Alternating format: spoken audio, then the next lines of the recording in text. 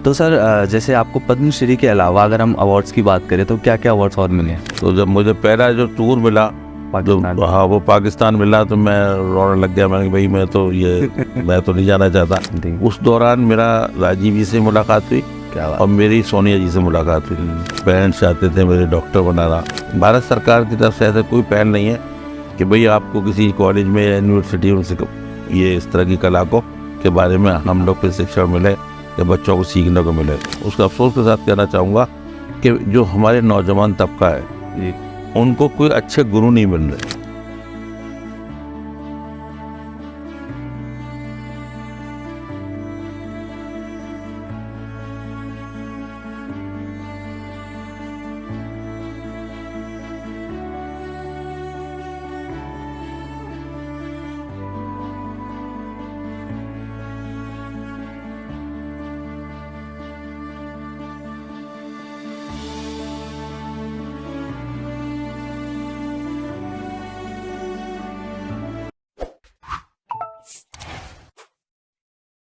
स्वागत है आपका दी आर्टिस्ट पॉडकास्ट में, पावर्ड बाय ओल आर्ट स्टूडियो। मैं आपका होस्ट करणवीर। आज जिस कलाकार से हम आपको मिलवाने वाले हैं उनके काम की बारीकियों को देखकर लोगों को अहमद नदीम काज़मी साहब का एक शेर याद आता है, जिस भी फनकार का शाहकार हो तुम, जिस भी फनकार का शाहकार हो तुम, उसने सदियों तुम्हें सोचा होगा। इतना अच्छा, इतना बारीक काम, ट्रेडिशनल काम, जिन्हें मुग़ल और पर्शियन मिनिएचर में भारत सरकार ने देश का चौथा सबसे बड़ा अवार्ड पद्मश्री से नवाजा है, हमारे शाकिर अली साहब। कैसे हो साहब? बहुत अच्छा साहब, आपने मिनिएचर कैसे शुरू किया और क्यों शुरू किया, इसका क्या कारण है? देखिए, इसके लिए मैं ये कहना चाहूँगा कि मेरे जो ग्रैंडफादर थे जी, वो लखनऊ में अवध स्कूल के एक बहुत ही जाने माने चित्रकार थे और वहाँ उन्होंने अवध शैली को काफ़ी अच्छे से बनाया। बिल्कुल। उसके बाद हो सकता है वो हेरिडिटी मेरे अंदर आई और आगे वो फली पूरी यहाँ जयपुर में, क्योंकि मेरे राजस्थान में मेरे पेरेंट्स जो है ना मुझे ले आए थे। बहुत छोटी सी उम्र में आ गया था, 3-4 साल 5 साल की उम्र होगी तकरीबन। जी। हम लोग जयपुर आ गए। अच्छा। और आए भी, हमारे उसके पीछे जो बैकग्राउंड था यही था कि मेरे ग्रैंडफादर की जो पेंटिंग्स थी वो मेरे फादर के पास पड़ी हुई थी। ग्रैंडफादर तो रहे नहीं थे जी, लेकिन मेरे फादर को किसी ने सजेस्ट किया कि आप ये पेंटिंगें बहुत अच्छी हैं, कीमती हैं और इसको कहीं मार्केट में लेके जाके दिखाइए, इसको आप अच्छी कीमत आपको मिल सकती है। बिल्कुल। उस ख्याल से वो जयपुर आ गए और यहाँ आकर उन्होंने बहुत ही उसको बेच दी। लेकिन जिस कीमत में बेची उनको लगा ठीक है, लेकिन बाद में पता चला कि वो बहुत ही सस्ती बेच दी। बहुत इस ख्याल से वो जो कलेक्शन था मेरे दादा का वो सारा उन्होंने यहाँ सेल आउट कर दिया और उसके बाद उनको जयपुर इतना पसंद आया कि मेरे पेरेंट्स यहीं उन्होंने रहने का डिसाइड किया कि हम लोग यहीं रहेंगे बच्चों के साथ। और उसके बाद अपनी फैमिली को लेकर आ गए और हम लोग यहीं एस्टेब्लिश हो गए। जी। उसके बाद यहाँ पर जब मैं रहा पला बड़ा तो यहाँ पर कला का एक बहुत ही बेहतरीन एटमॉस्फेयर था।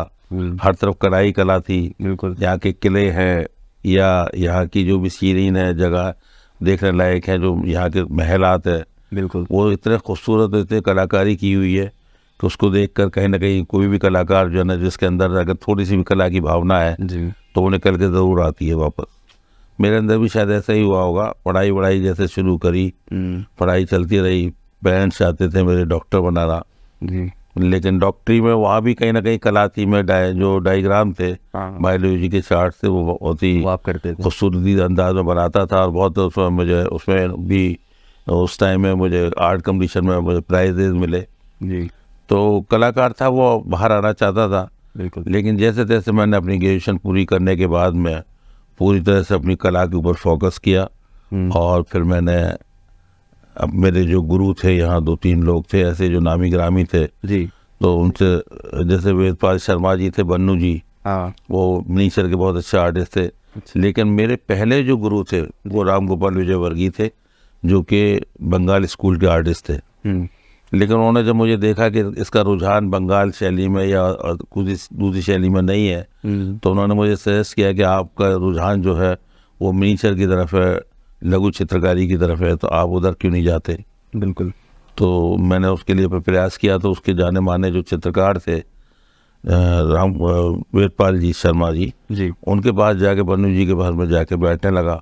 2.5-3 साल उनके पास गुजारे। उनके सारे में अंडर गाइडेंस में मैंने काम सीखा।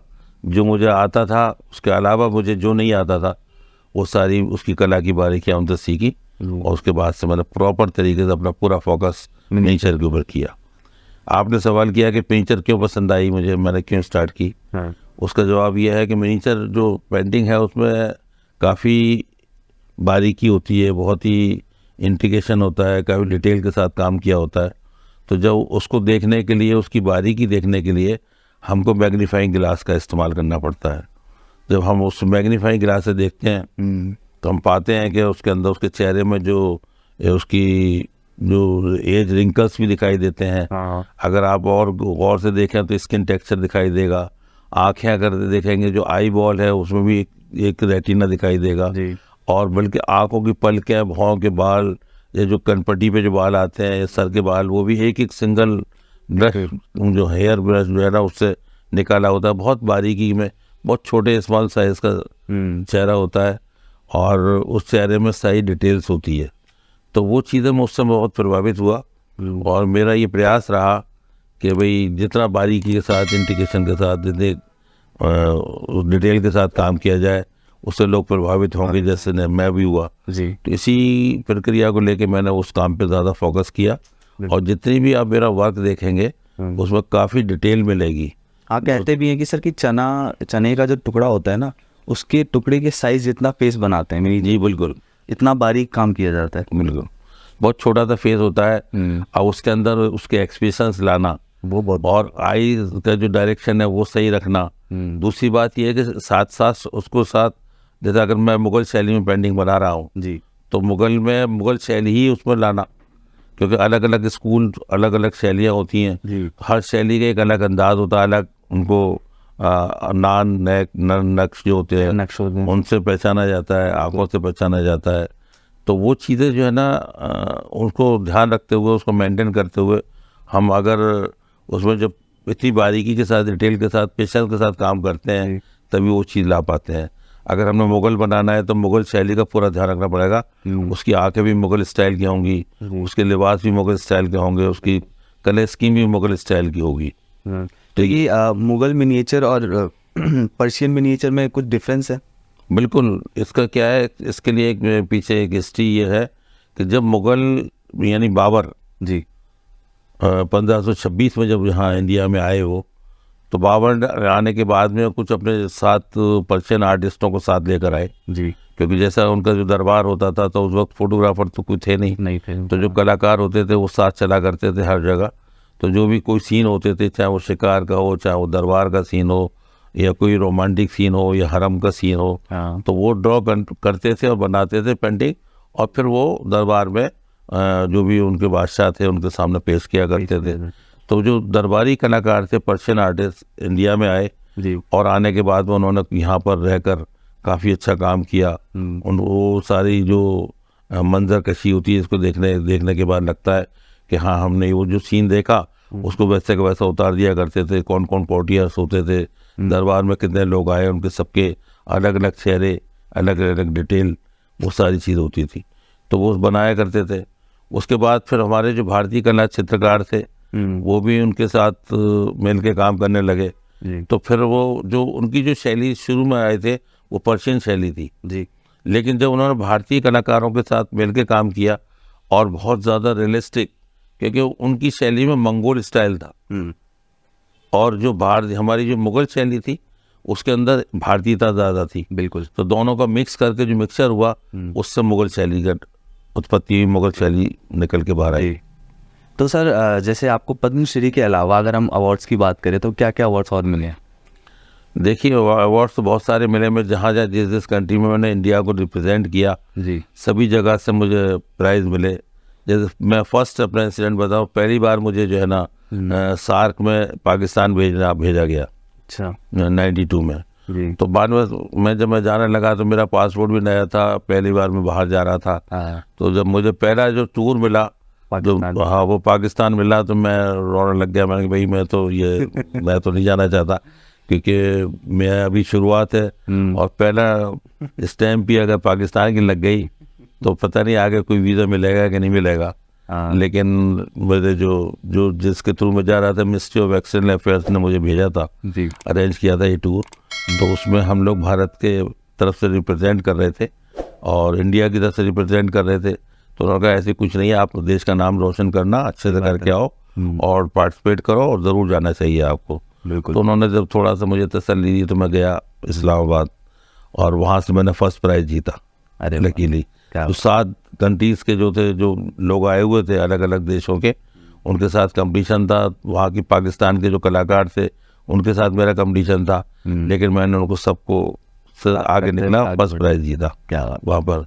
उसके बाद थोड़ा मेरा हौसला अफजाई हुई, मुझे काफ़ी इनामात भी मिले, शील्ड वगैरह मिली, कुछ गोल्ड कॉइन मिले, कुछ बहुत सारी वहाँ से मुझे जब लेके आया मैं तो लोग मुझे लगा ऐसे। लेकिन उसके बाद फिर मुझे भारत सरकार ने उसी साल 2013 में 2013 में तो मुझे पद्मश्री मिला था। 1994 में 93 का मुझे अवार्ड दिया गया, नेशनल अवार्ड में भारत सरकार की तरफ से। तो नेशनल अवार्ड की शुरुआत हुई, उसके बाद बहुत सारे अवार्ड मिलते गए। जिस जगह भी मैंने इंडिया की तरफ से, मैंने 35-40 कंट्रीज़ में मैं बाहर गया हूँ और इंडिया में और बाहर भी मैंने काफ़ी इनामात मतलब अवार्ड लिए। बिल्कुल। और मेनली राजस्थान में हमें राजस्थान मिला, एक्सीलेंस अवार्ड मिला और नेशनल अवार्ड मिला, पद्मश्री मिला 2013 में। तो इस तरह से अवार्डों का सिलसिला भी जरा ये रहा और मेरे टूर भी आते जाता रहा। तो बहुत सारी कंट्रीज़ में मैं गया हूँ और जिस कंट्रीज़ में भी गया हूँ, मुझे सिवाय एक कंट्रीज़ के अलावा हर जगह मुझे फर्स्ट प्राइज़ मिला है। सेकंड प्राइज़ मुझे एक ईरानी आर्टिस्ट के अगेंस्ट में मुझे अल्जीरिया में मिला था। जी। सबसे अच्छी जो कंट्री थी वो आपको कौन सी लगी? सबसे अच्छा कहाँ लगा? सबसे अच्छा तो बहुत सी कंट्रीज़ बहुत खूबसूरत है। जैसे बैंकॉक में गया था, हांगकांग गया था, हांगकांग बहुत अच्छा है। और अभी क्या नाम है, इटली जाके आया, मिलान, वो भी हिस्टोरिकल प्लेस है। रोम बहुत अच्छी जगह है। और इसके अलावा सारी जगह भी जहाँ मैं गया हूँ ज़्यादातर अच्छी जगह देखने को मिली मुझे। बिल्कुल। और यूरोप देखा, दुबई देखा, दुबई बहुत खूबसूरत है। दुबई में तो बस 7 बार गया हूँ। अच्छा। हाँ, इंडिया की तरफ से रिप्रेजेंट किया है। मिनिस्ट्री ऑफ एक्सटर्नल अफेयर्स जो है वो प्रोग्राम अरेंज करती है, तो वहाँ जाना पड़ा मुझे। जी सर, आपको जब पद्मश्री अवार्ड के लिए नवाजा गया तब आपका अनुभव कैसा था? अरे साहब, बड़ा ताज्जुब हुआ मुझे कि जब जैसे मुझे आया तो नेचुरली मुझे सर्दी चढ़ गई है। मुझे पहले तो यकीन नहीं हुआ कि मुझे पद्मश्री मिला है। इसकी वजह बताता हूँ कि मेरे जो प्रथम गुरु थे, मेरे जो उस्ताद थे, और उनको पद्मश्री मिला था। तो मैं कई बार उनका जो सर्टिफिकेट था जो मेरे यहाँ लगा हुआ है, इस सर्टिफिकेट के सामने खड़े होकर मैं उनको बहुत देर से गौर से देखता रहता था और बहुत हसरत भरी निगाहों से देखता था कि भाई मेरे लिए ये सर्टिफिकेट हासिल करना कितना आसान नहीं, बहुत मुश्किल है। शायद ही मैं बहुत लगी लोग होते हैं उनको मिलता है। तो जब मुझे ये पता चला, क्योंकि मैं तो अपना काम किया जा रहा था और जा रहा था, मैंने इस बीच में बताना चाहूँगा कि मेरे मन में कई बार आता था कि मैं अपने लिए तो हर इंसान रोजी रोटी कमाता है जी, लेकिन मुझे अपने देश के लिए कुछ करना चाहिए। बिल्कुल। तो ये कहीं ना कहीं मेरे अंदर दिल में ये बात थी और इसी बात को लेकर मैंने काफ़ी साल ये प्रयास करा कि कुछ पेंटिंग मैंने भारत सरकार को दी। अच्छा। जैसे जो वेरी VIPs आते थे, बाहर के डेलीगेशन आते थे, फॉरेन डेलीगेशन आते थे, तो हमारी जो भारत के जो सरकार थी, गवर्नमेंट, वो उनको एक गिफ्ट के तौर पर, प्रेजेंटेशन के तौर पर उनको दिया करती थी। तो उसमें मेरी 15-16 साल मैंने उनको पेंटिंग दी भारत सरकार को और उन्होंने उनको गिफ्ट दी। लेकिन उसके साथ साथ एक लेटर आता था, हमारे पास चेक आता था और उसकी कीमत आती थी पेंटिंग की, और उसके साथ साथ एक कवर लेटर आता था, उसमें लिखा था कि आपकी पेंटिंग हेनरी किसिंजर को दी गई, जॉन मेजर को दी गई, इसको दी गई, जो भी जो राज्य अध्यक्ष होते थे, इन्फॉर्मेशन, वो इन्फॉर्मेशन आती थी। वो लेटर देख के बड़ा खुश होता था कि भाई आज नहीं तो क्या कल मेरी नाम निकल के आएगा, दुनिया मुझे जानेगी। सही बात। एक दो बार ऐसा भी हुआ कि हमने कुछ पेंटिंग भारत सरकार को दी और जो जोधपुर हाउस है दिल्ली के अंदर, तो वहाँ पर मीटिंग हो रही है, बाहर के डेलीगेशन आया हुआ है, हमारे प्राइम मिनिस्टर उनके साथ बातचीत कर रहे हैं, तो बैकग्राउंड में पीछे मेरी पेंटिंग दिखाई, एक बास की पेंटिंग थी जो मंसूर एक आर्टिस्ट हुआ है मुगल जहांगीर के टाइम में, उनका एक बाज था बड़ा फेमस मंसूर का। अच्छा। उस बाज की पेंटिंग मैंने देखा कि वो पीछे लगा रखी है उन्होंने बैकग्राउंड में, तो खुशी हुई कि भाई मेरे दुनिया के लोग यहाँ आते हैं, मेरी पेंटिंग वहाँ जगह लगी हुई है। क्या बात है, मतलब आपने पहले से ही एक अचीवमेंट सेट कर रखी थी कि मुझे ये तो चाहिए। हाँ, ये टारगेट था कि भाई मैं देश के लिए कुछ करूँ, जी। और उसके लिए मैंने म्यूजियम्स के लिए काफ़ी काम किया। हाँ अलग अलग जो हमारे हिंदुस्तान में भारत में म्यूजियम है उनके लिए भी किया, बाहर के म्यूजियम के लिए भी किया। जी। तो ये कोशिश ये रही है कि जहाँ जहाँ मुझे ऐसी अपॉर्चुनिटी मिलती थी कि मैं अपने देश के लिए कुछ कर पाऊँ, तो मैं बहुत दिल से और लगन से करता था, और उसमें मैंने कभी पैसे की परवाह नहीं करी। मैंने सोचा कि एक बार मेरी पेंटिंग वहाँ डिस्प्ले हो जाए, मेरी पेंटिंग वहाँ लग जाए, या वो म्यूजियम मेरी पेंटिंग ले ले, वही और उनको जगह दे दे, मेरे लिए बहुत सौभाग्य की बात। सौभाग्य की बात। सर, जो आपकी पेंटिंग्स यहाँ पे आए हुए जो डेलीगेट्स को दिया जाता था, जो आपको चेक मिलता था, उनकी कीमत क्या मिलती थी आपको? मेरी कीमत एक नॉमिनल मैंने प्राइस रखी हुई थी। ज़्यादातर सोबर सब्जेक्ट होते थे, जैसे हॉर्स पोर्ट्रेट है, हाँ। या सिंगल राजा रानी के जोड़े होते थे, जी। या फ्लावर्स के ऊपर होती थी, या बर्ड्स एनिमल्स के ऊपर होते थे, तो वो मैं पेंटिंग दिया करता था। तो कोई उनकी कीमत जब स्टार्टिंग था, जब मैं स्ट्रगल कर रहा था, तो उस वक्त कीमतें इतनी ज़्यादा नहीं थी, 10,000, 15,000, 20,000 की रेंज में। अच्छा। लेकिन मेरी मुलाकात हुई थी सोनिया जी से एक बार, जब भारत सरकार की तरफ से राजीव गांधी जी पाकिस्तान जाने का उनका ट्रिप था जी। तो वहाँ जा रहे थे, तो उसमें नटवर सिंह जो फॉरेन मिनिस्टर थे जी। उन्होंने मुझे, यहाँ उनके एक ब्रदर थे, आईजी थे हमारे यहाँ जयपुर में, शांतनु कुमार नाम था उनका। जी। तो कुमार नटवर सिंह जी ने उनसे संपर्क किया और उनके थ्रू मुझसे पेंटिंग खरीदी थी। उनके शागिर बहुत अच्छी पेंटिंग करते हो, तुम भारत सरकार को क्यों नहीं देते? अच्छा। तो मुझे वही उन्होंने इंट्रोड्यूस कराया था। जी। और पहली बार जब मेरी 5 पेंटिंग जो है ना, वो राजीव गांधी जब इस्लामाबाद गए, बेनज़ीर भुट्टो की सरकार थी वहाँ, हाँ। तो उनको प्रेजेंट देनी थी, तो उन्होंने कहा क्यों ना उनको मुगल पेंटिंग दी जाए। इस ख्याल से मुझे बुलाया गया, और वहाँ दिल्ली बुलाने के बाद में मेरी 5 पेंटिंग सेलेक्ट की और उनको दी। उस दौरान मेरा राजीव जी से मुलाकात हुई, और मेरी सोनिया जी से मुलाकात हुई। नटवर सिंह जी साथ में थे हमारे, तो उनसे बातचीत हुई। तो उन्होंने उस वक्त मेरी पेंटिंग देखने के बाद सोनिया जी ने मुझे कहा, कुछ इंस्ट्रक्शन दिए कि आप अपनी पेंटिंग महंगी से महंगी, बढ़िया से बढ़िया बनाइए, और हम उसकी कीमत ये नहीं कि आपको 10,000, 5,000 नहीं, बल्कि हम 50,000 और लाख भी दे सकते हैं। तो आप बेहतरीन पेंटिंग बनाइए। बाद में मैंने कुछ कोर्स सीन बना के दिए उनको, जो मेरे 50,000 के रेंज के थे, 65,000 के थे, 50,000 के रेंज के थे, जो आज की तारीख में 5 लाख रुपए की वैल्यू रखते हैं। क्या बात है। तो सबसे महंगा मिनिएचर आपने कौन सा प्रेजेंट किया उनके सामने? ज़्यादातर उनकी एक मतलब रेंज हुआ करती थी कि इस रेंज के, जैसे किसी जो छोटे अफसर होते थे उनको कम रेंज की दी जाती थी, जो राज्य अध्यक्ष होते थे उनको 20-25,000, 30,000, 35,000 दी जाती थी। और प्राइम मिनिस्टर ही नहीं, प्राइम प्रेसिडेंट भी बाहर जाया करते थे, तो उनकी तरफ से भी वो पेंटिंग हमारे वहाँ विदेश मंत्रालय में रखी रहती थी, 8-10 पेंटिंग। तो जब भी वो जाते थे तो उनको अगर पेंटिंग देने होती थी गिफ्ट में, तो मुझे ही उन्होंने सेलेक्ट किया हुआ था, तो वो मेरी पेंटिंग जाया करती थी, तो दिया करते थे। जो भी वहाँ लग जाती थी उसका पेमेंट मुझे चेक के द्वारा आ जाता था, अब कवर लेटर के साथ। सर, जयपुर में अभी के टाइम पे मिनिएचर का क्या सिचुएशन है, क्या स्तर है? देखिए, यहाँ पर और उदयपुर में बहुत सारे कलाकार हैं, अभी भी हैं और काम कर रहे हैं, लेकिन थोड़ा सा दुर्भाग्य ये है कि ये कला थोड़ी थोड़ी धीरे धीरे डाइंग आर्ट होती जा रही है। उसकी वजह यह है कि कहीं ना कहीं दो चीज़ें हैं। एक तो हमारे जो नौजवान तबका है उसके अंदर पेशेंस नहीं है, बिल्कुल धैर्य नहीं है कि वो इतने पेशेंस के साथ काम कर सके, बारीक कर सके।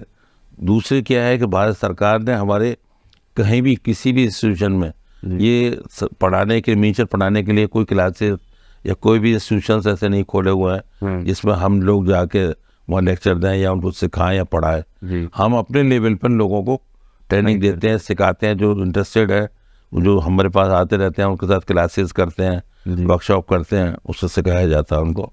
लेकिन भारत सरकार की तरफ से ऐसा कोई पहल नहीं है कि भाई आपको किसी कॉलेज में या यूनिवर्सिटी में ये इस तरह की कला को के बारे में हम लोग प्रशिक्षण मिले या बच्चों को सीखने को मिले।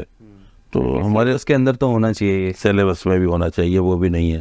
तो ये बड़ा दुर्भाग्य है, और इसकी वजह ये हो रही है कि धीरे धीरे जो कला हमारी भारतीय कला है, ये हमारी एक तरह से रूट्स है, हमारी जड़ है, बिल्कुल, ये धीरे धीरे ख़त्म हो रही है। क्योंकि आज इसी से ही आगे चल के बहुत सारी कलाएँ पनपी हैं, बड़ी फैली है। जी। और आज हम जो मॉडर्न या जो पाश्चात्य कला देखते हैं उसमें भी कहीं ना कहीं हमारी इस कला का योगदान है। बिल्कुल है। लेकिन जो हमारी ट्रेडिशनल आर्ट है, जो हमारे कल्चर है, संस्कृति है, हमारी धरोहर है, वो महफूज रहनी चाहिए, वो सुरक्षित रहनी चाहिए। बिल्कुल। उसके लिए ज़रूर प्रयास होना चाहिए। हमारे लेवल पे हम जितना कर सकते हैं उतना हम लोग कर रहे हैं। जी सर।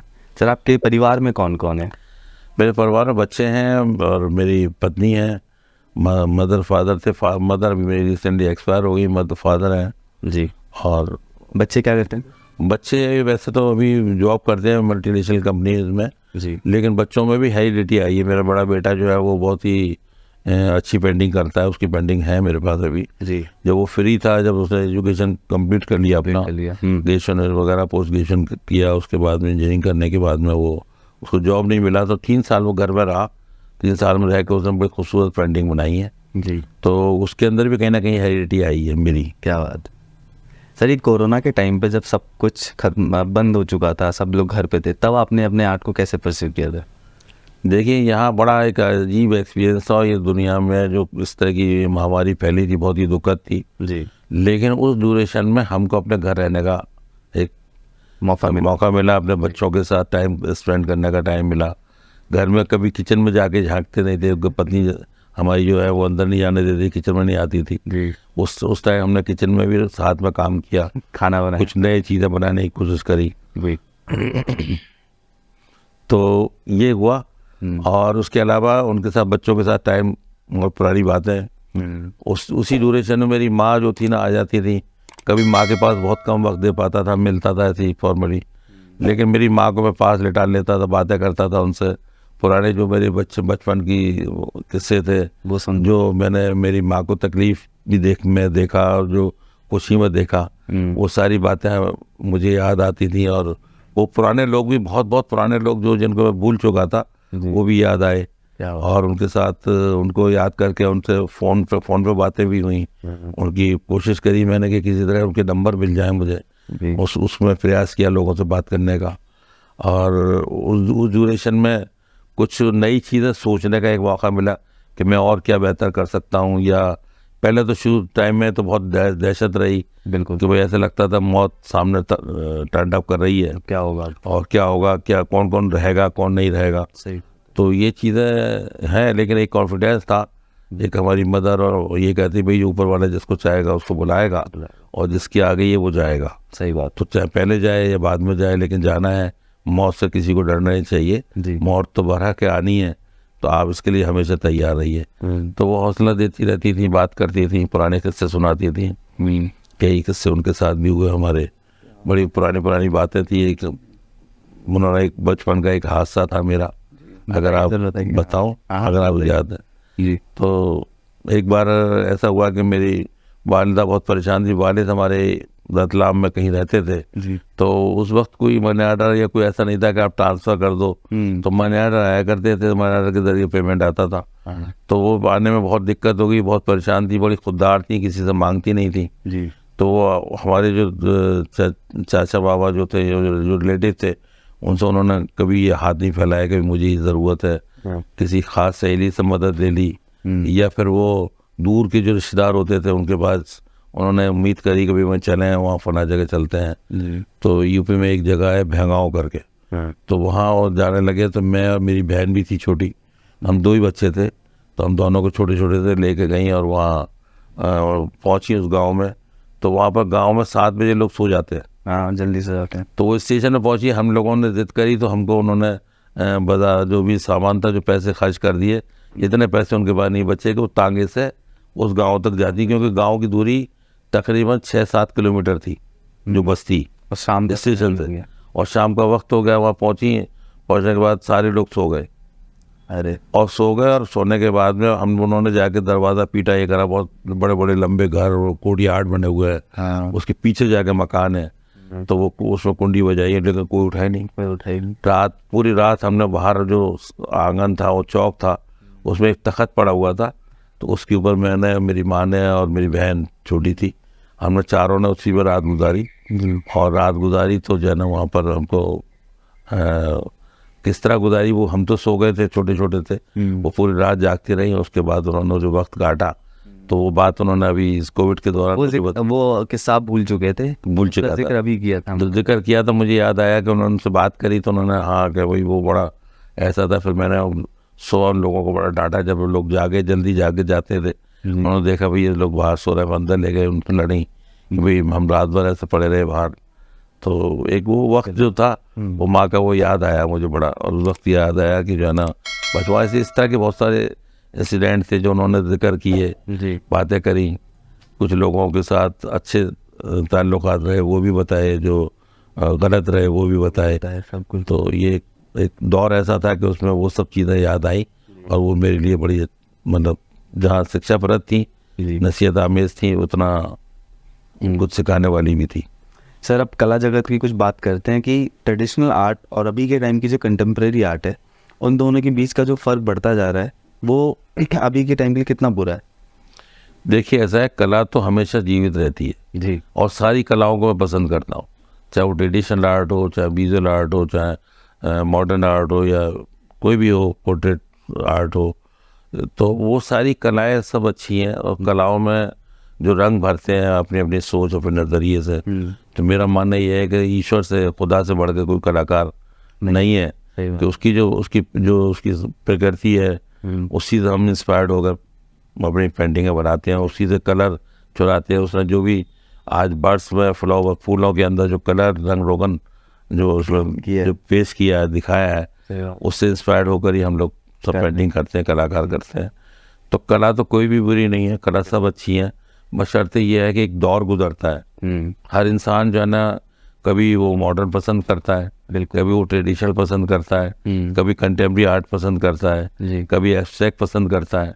तो अब अलग अलग चॉइस है और लोगों का इसमें दोष नहीं है कि हर इंसान बदलाव चाहता है। बिल्कुल चाहता है। और हम उन लोगों से, मेरे जो ट्रेडिशनल आर्टिस्ट हैं जिस से मैं जुड़ा हुआ हूँ, मैं उनसे भी यही कहता हूँ अक्सर कि आप एक लकीर के फ़कीर मत बनो, उसमें भी थोड़ा सा वेरिएशन लाओ, थोड़ा सा चेंजेस लाओ।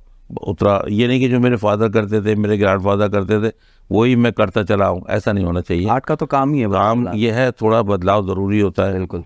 क्योंकि जब आप बदलाव करते हैं या कुछ आप उसमें जब भी आपकी उन्नति भी दिखती है कि आपकी कला आगे बढ़ रही है, तो समय के अनुसार इंसान को बदलना चाहिए और उसी तरह के सब्जेक्ट पे काम करना चाहिए जिसकी कि आज के ज़माने में लोगों को डिमांड है, जो लोग पसंद करते हैं। सही बात। जो माहौल चलता है। अभी आपको कुछ कंटेम्प्रेरी आर्टिस्ट पसंद है जो अभी काम करते हैं? हाँ, बहुत सारे आर्टिस्ट हैं कंटेम्प्रेरी, बहुत सारे आर्टिस्ट काम कर रहे हैं जी। मैं ऐसे तो ज़्यादा नाम से ज़्यादा वाकिफ़ नहीं हूँ, लेकिन जब मैं एग्जीबिशन देखने जाता हूँ कुछ लोगों की बड़ी तो नाम याद हो आपको, किनका काम आपको ज़्यादा पसंद आया?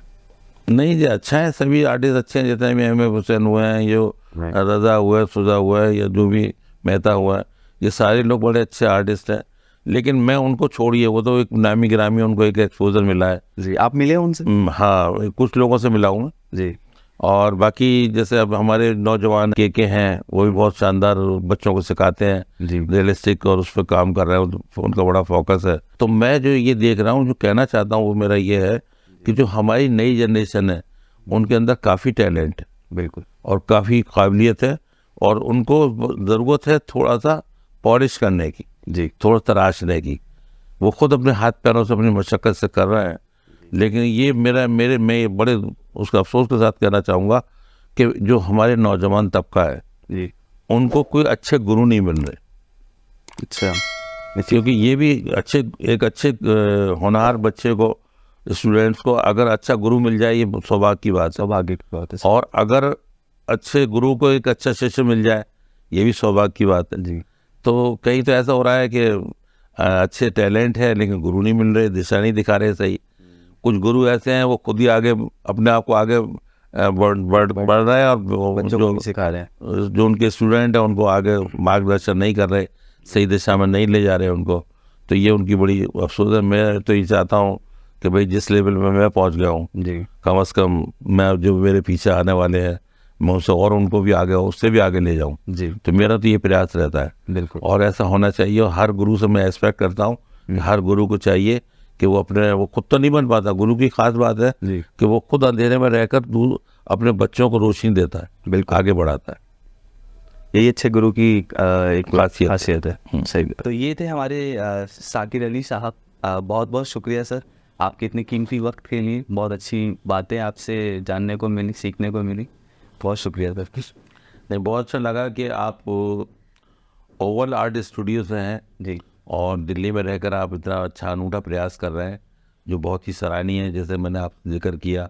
जी और वो मुझे अच्छा लगा कि आप जो भी नए बच्चे हैं, जो जनरेशन है, जी उनको एक शिक्षा के तौर पर, एक उनके आर्ट को और कल्चर को आगे प्रोत्साहित करने के तौर पर आप इस तरह का एक अनूठा प्रयास कर रहे हैं, जी जो मैं जितनी तारीफ़ करूं उसमें कम है। और आप लोग यहाँ आए, जी सर। मेरा इंटरव्यू किया, मुझे अच्छा लगा, मुझे मज़ा आया। जी आपकी बातचीत, आपके सवालात बहुत ही सटीक थे। क्या पता नहीं मैं जवाब देने में किस हद तक बहुत अच्छा सर आपने जवाब दिया। नहीं रहा। बहुत। हाँ बहरहाल यही कहना चाहूँगा कि भाई ज़्यादा से ज़्यादा इनके चैनल को देखिए जी और जो ये प्रयास कर रहे हैं उसको ज़रूर अप्रिशिएट करिए, और इनका जो भी चैनल है उसको फ़ायदा उठाइए, जी क्योंकि इनका जो प्रयास है वो ये है कि हमारे आने वाली जो पीढ़ी है उसको ये कुछ अच्छा ज्ञान देना चाहते हैं जी सर। और उसके साथ आपसे शेयर करना चाहते हैं।